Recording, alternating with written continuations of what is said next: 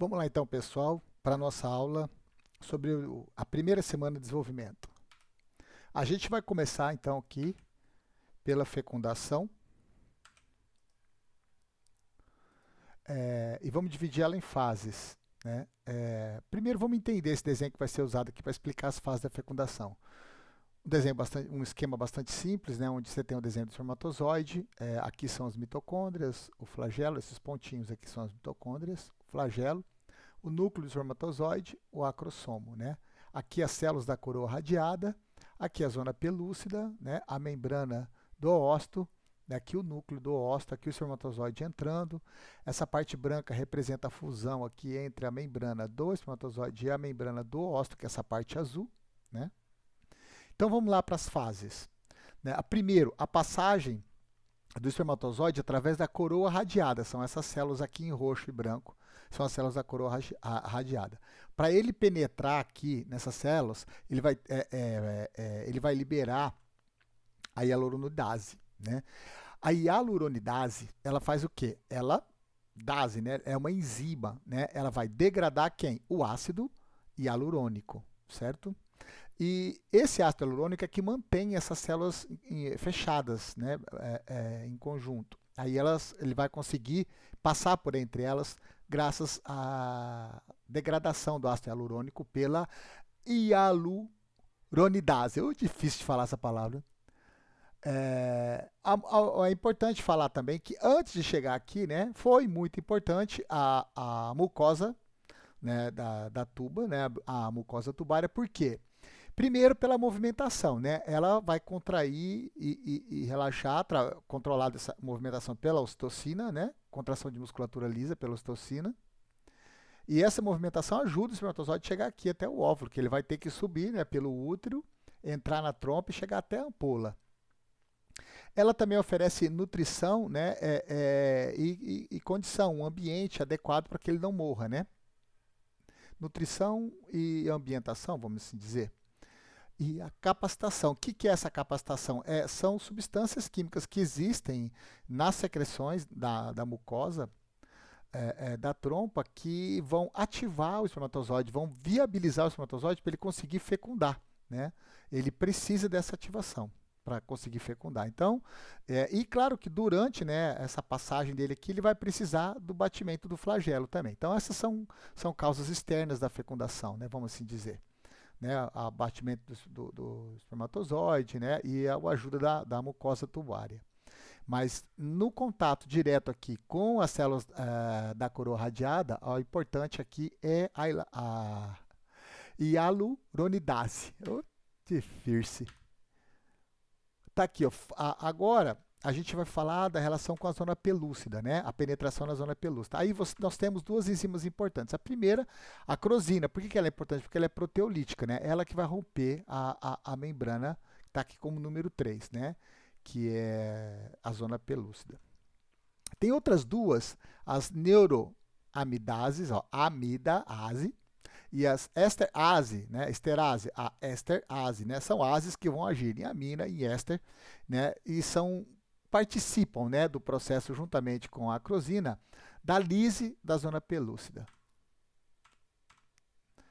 E por último aqui, você vai ter a fusão desse azulzinho com esse branquinho, ou seja, da membrana plasmática do óvulo com a membrana plasmática do espermatozoide, né? E aí isso vai liberar os grânulos corticais para o espaço chamado de perivitelínico, que é esse espaço aqui entre a membrana plasmática do óvulo e a membrana pelúcida. Aí, isso, né, é ativado pelo quê? Pela fusão dessas duas membranas. Quando essa membrana do espermatozoide funde com a membrana do ócito, isso libera um sinal que provoca a liberação desses glândulos corticais nesse espaço aqui perivitelínico, né? E aí e o espermatozoide penetra o núcleo e o flagelo, né? O citoplasma e a membrana plasmática aqui, juntamente com as mitocôndrias do espermatozoide, eles ficam, né? Eles não vão. Vai falar tchau, tchau, bye, bye, see you, so long. E, uma vez lá dentro, né, vai acontecer o quê? primeiro vai ter o término da segunda divisão meiótica. Por quê? Porque o que foi ovulado não era o óvulo. Olha que filosófico.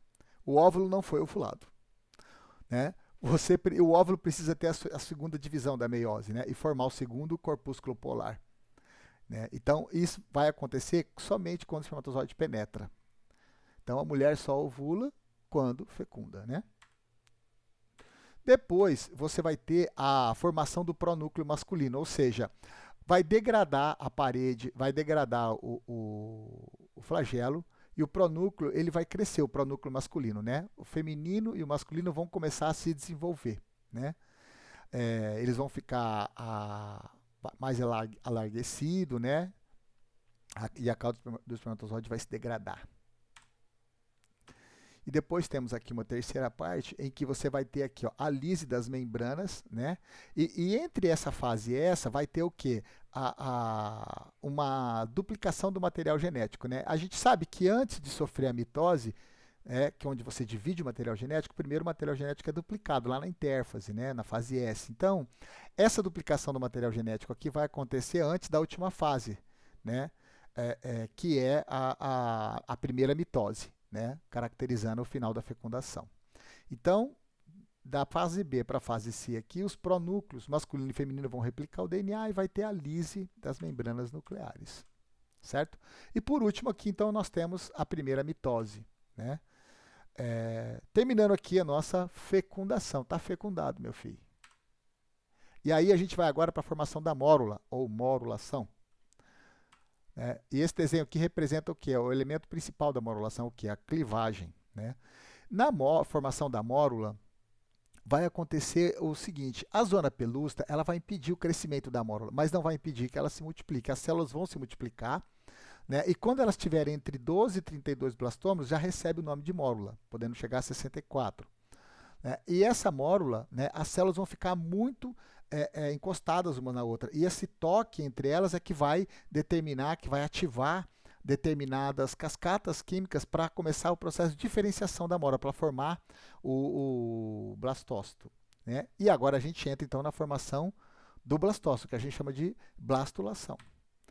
Veja, na formação do blastócito, com 4 dias, né, aquelas células que eram todas iguais, só sofreram clivagem, só se dividiram, sem aumentar o tamanho, porque a zona pelúcida não deixava, agora a zona pelúcida vai começar a se degradar. Então, isso vai permitir que o blastócito inicial para o blastócito tardio, ele aumente. Aqui não está representando bem, mas há um aumento de volume, né? Porque não tem mais a zona pelúcida, né? E você tem já a primeira diferenciação de 2 tipos de células, né? Você tem as células que a gente chama de embrioblasto, que é a massa celular interna, que vai dar origem ao embrião, né? E a gente vai ter as células do trofoblasto, que são as células periféricas. Essa diferenciação se dá pelo contato, né? Nessas células da periferia, ela não tem tanto contato quanto essas células que estão mais internas.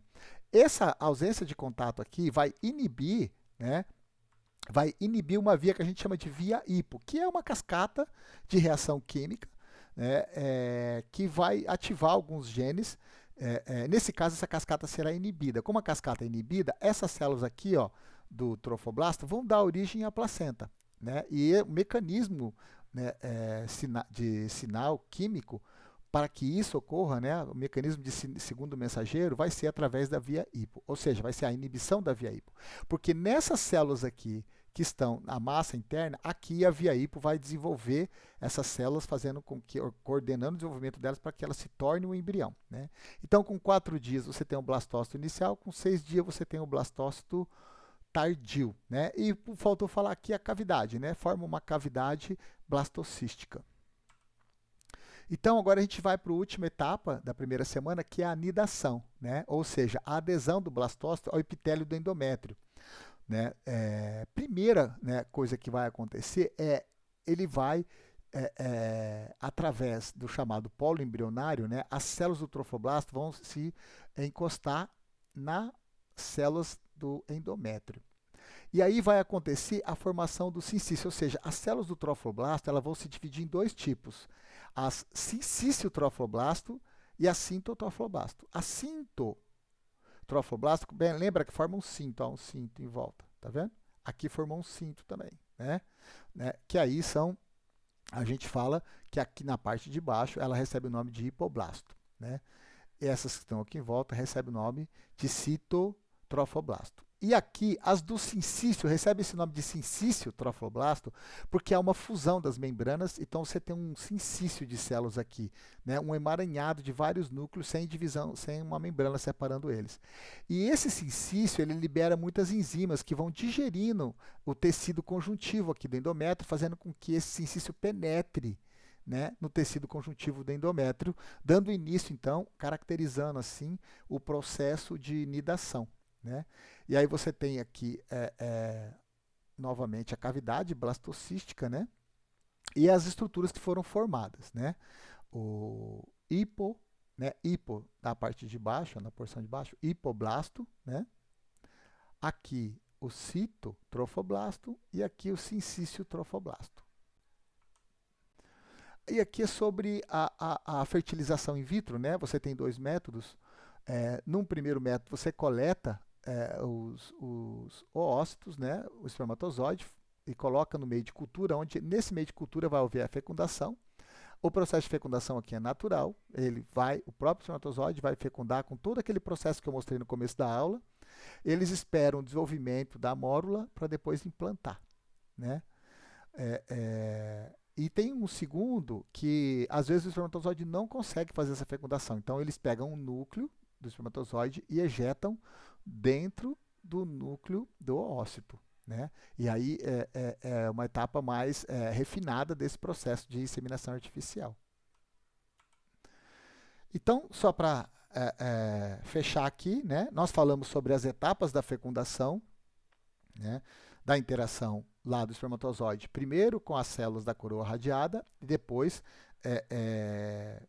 com a zona pelúcida e, por fim, a fusão, né, das membranas do espermatozoide quando houve a penetração do espermatozoide. Na morulação, as células não aumentam de volume por causa da zona pelúcida, elas multiplicam dividindo o citoplasma, né, formando várias células cada vez menores.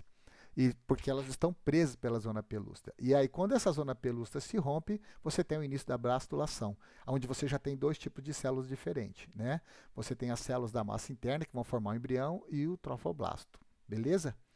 E é isso aí, pessoal.